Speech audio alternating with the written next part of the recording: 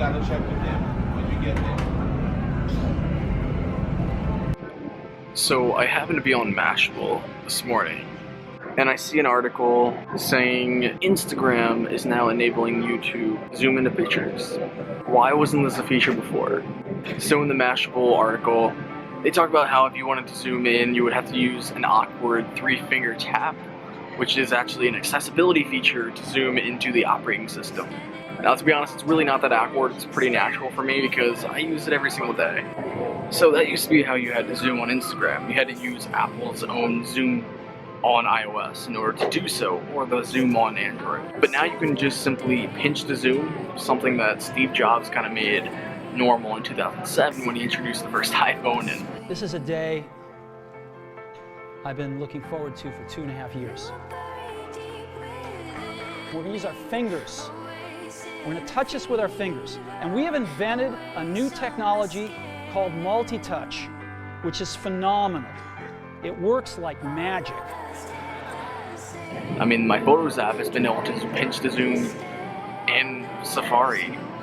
And what is Instagram? Instagram is just a photo gallery on the internet.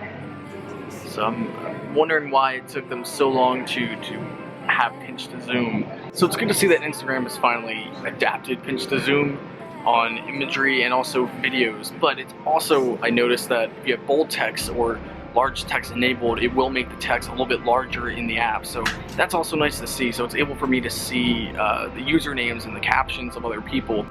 So this update does benefit people who are visually impaired, but people who are blind or still have a harder time seeing their screen, even with a pinch to zoom, would benefit from things like image descriptions, and that's all based on the content creators and people who upload and share their images and put image descriptions in their text, so that their screen readers like VoiceOver and screen selection will read what's in the image for them. But that's all dependent on you, the people who share the image, and I'm going to talk about that more next week.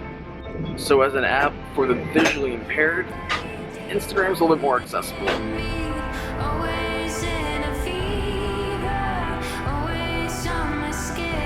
Hey everyone, James Rath here. I know it's back to school season for some of you, and it's dreadful for the most part, but as someone who graduated high school probably 2 years ago now, I feel as if I could probably give some advice for people who might be in a similar situation as me, or maybe something that's just